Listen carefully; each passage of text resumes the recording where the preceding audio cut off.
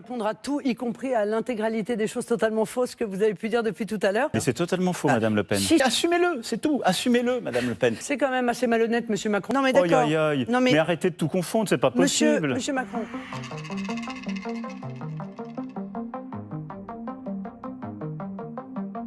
Le rôle de la France, c'est, comme nous l'avons fait depuis le début, d'abord de soutenir l'Ukraine. De soutenir en aidant les Ukrainiens avec des équipements de défense et des équipements aussi pour combattre, pour ne pas que Kiev tombe.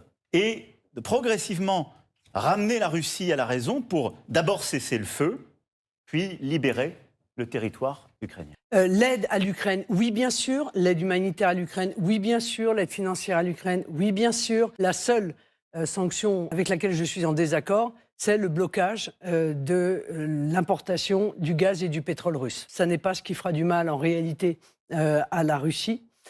Surtout, ça va faire énormément de mal au peuple français. Vous avez été, je pense, l'une des premières responsables politiques européennes à reconnaître le résultat de l'annexion de la Crimée. Vous l'avez fait pourquoi? Parce que vous dépendez du pouvoir russe et que vous dépendez de M. Poutine.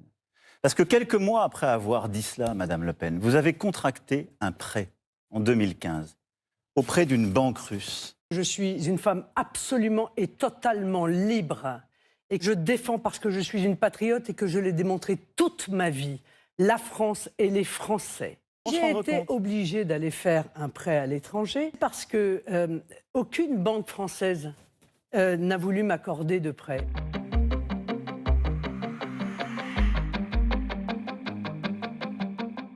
Moi, je dis aux entreprises, voilà, si vous augmentez de 10% les salaires jusqu'à 3 fois le SMIC, eh bien, je gèlerai les cotisations patronales subséquentes. La mesure que je propose d'augmentation des revenus est quelque chose qui est capable d'améliorer la vie quotidienne des Français. Mais vous n'augmentez pas les revenus parce que vous n'administrez pas les salaires.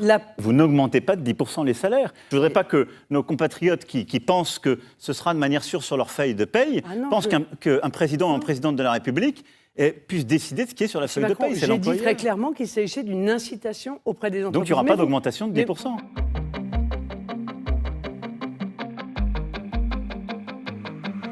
Je rappelle que vous êtes le président qui a créé 600 milliards d'euros de dettes supplémentaires en 5 ans, dont 2 tiers qui n'ont rien à voir avec le Covid. Mais c'est totalement faux, Madame Le Pen. 600 milliards d'euros de dettes supplémentaires, Madame Le Pen, dont 2 tiers n'ont strictement rien à voir. Ce sont les chiffres d'ailleurs de vos propres ministères qui évoquent 145 milliards pour le Covid. Tout le reste, c'est de l'aggravation de la dette. Parce que c'est la sécurité sociale et les collectivités locales, Madame Le Pen. Non mais d'accord. Mais arrêtez de tout confondre, c'est pas possible. Monsieur Macron, ne me donnez pas de leçons. Je vous donne pas de leçons. Je connais le numéro par cœur, ne me le faites pas, Madame Le Pen. Les 600 milliards d'euros de dette, c'est 200 milliards de la partie État. Le reste, c'est la sécurité sociale et les collectivités locales. Pourquoi? Parce que comme les gens ne pouvaient plus travailler, on n'a pas prélevé leurs cotisations, figurez-vous. Parce qu'on a même fait des décalages, voire des exonérations de cotisations. Mais le quoi qu'il en coûte, Madame Le Pen, vous avez voté contre. Vous auriez fait quoi?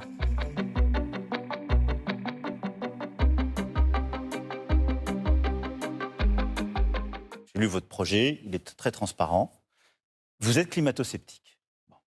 Donc, c'est net. Oui, vous avez dit d'ailleurs qu'avec vous, la neutralité carbone 2050, c'est-à-dire les jalons des accords de Paris, ça ne marche pas. Moi, j'ai été frappé une fois encore par le rapport du GIEC. Et j'ai à la fois un bilan, mais je veux aller beaucoup plus vite. Je veux aller 2 fois plus vite dans le quinquennat qui vient. C'est pourquoi, première chose que je fais, c'est que je mets un Premier ministre qui est en charge de cette politique. Je vais répondre à ce qu'a dit Emmanuel Macron. Je ne suis absolument pas climato-sceptique en aucun cas. Mais vous êtes un peu climato-hypocrite. D'ailleurs, c'est peut-être pour ça que les gens ne croient pas à votre volonté de régler tous ces problèmes. J'ai donc conçu l'intégralité de mon projet autour du localisme, autour de la relocalisation des productions. Ça veut dire aussi que l'État doit assumer cette responsabilité. Et assumer cette responsabilité, c'est mettre en place le patriotisme économique. Oui à la transition, bien sûr, il faut qu'il y ait une transition, mais il faut qu'elle soit évidemment dans le temps, beaucoup moins rapide que ce qu'on impose aux Français pour leur permettre de pouvoir y faire face. Ça, c'est une évidence.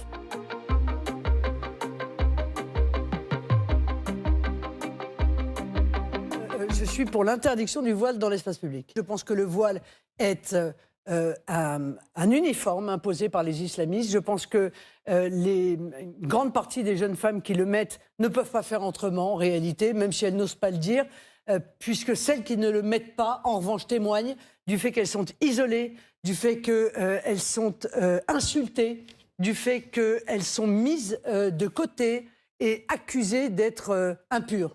Vous allez créer la guerre civile si vous faites ça. Je vous le dis en toute sincérité. D'une question sur le voile, vous êtes passé au terrorisme pour revenir à l'islamisme et pour aller aux étrangers.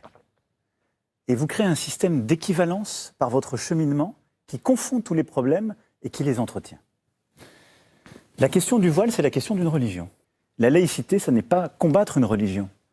Et donc avec moi, il n'y aura pas d'interdiction ni du foulard, ni de la kippa, ni de quelques signes religieux dans l'espace public. Parce que le principe d'égalité fait que si vous rentrez dans cette logique, Madame Le Pen, vous interdirez tous les signes religieux dans l'espace public et pas simplement le foulard.